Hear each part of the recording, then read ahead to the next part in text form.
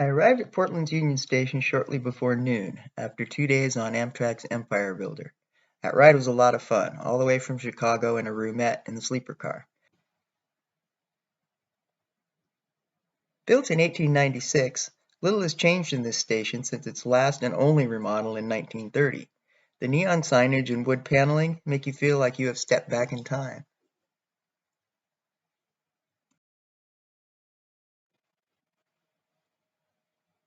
The station is a comfortable place to hang out while waiting for a train. The main hall is full of wooden benches. There were a couple rows of padded chairs in the side hall. In a couple of hours, I would be boarding the Coast Starlight for a 16-hour overnight ride to Sacramento. For this leg of the trip, I booked a seat in coach instead of getting the roomette I really wanted. We started lining up for boarding before our train had even arrived. As far back as I was in the line, my hopes for a window seat faded fast. And sure enough, an aisle seat it was. A coach seat on Amtrak is definitely better than a seat in economy on any airline. More legroom, a nice tray table, a footrest, and a pretty comfortable seat with a decent amount of recline. Without a window or the husband to lean up against, I knew there would be no sleep for me, at least not in this seat.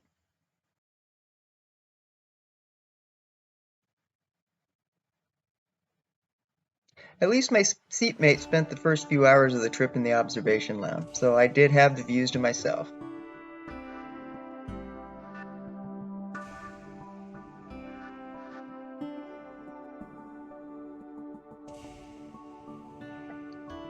Once we left Portland Station, we immediately crossed over the Willamette River on the historic steel bridge. Built in 1912, this bridge carries vehicle, rail, bicycle, pedestrian, and light rail traffic over the river. It also allows for some nice views.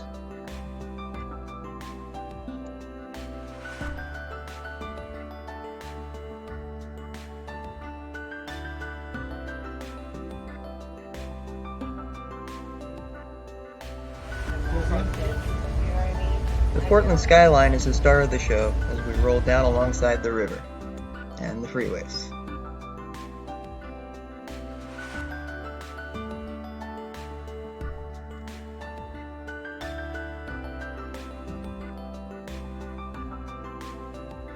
Soon enough the city was gone, the river was getting wilder, and the trees were getting in the way of the view.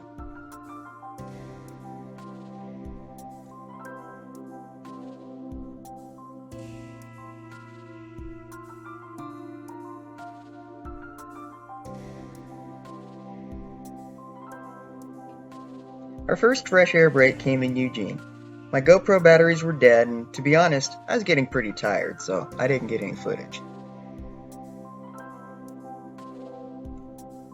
Once we were all back on board and moving again, I made myself a little something and go with my dinner or snack food out of my backpack.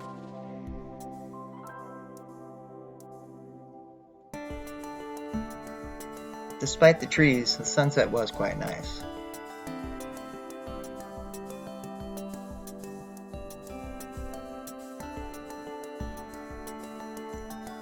As the light faded completely away, the train turned southeast into what is one of the prettiest parts of this route.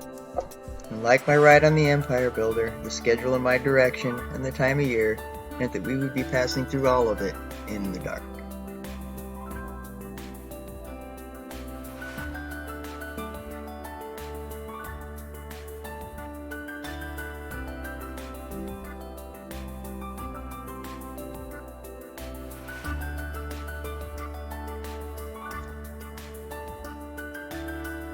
My seatmate had returned, and although she was very polite, I was now 100% sure I would not be sleeping here.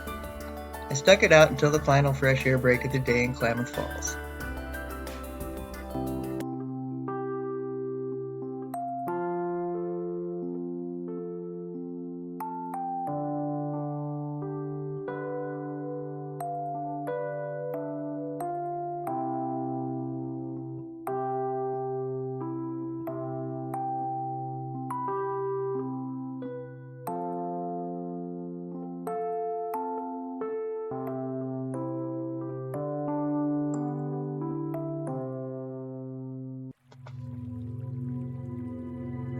Sunrise finally came, and with it a cup of coffee from the cafe car. I spent the rest of the ride into Sacramento downstairs by the door. It had been a long, uncomfortable night, and I was ready to get off this train.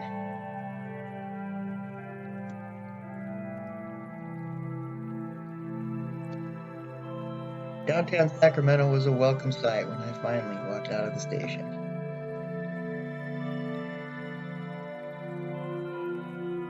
And now I know, I'm too old to overnight in coach. It was an experience, though.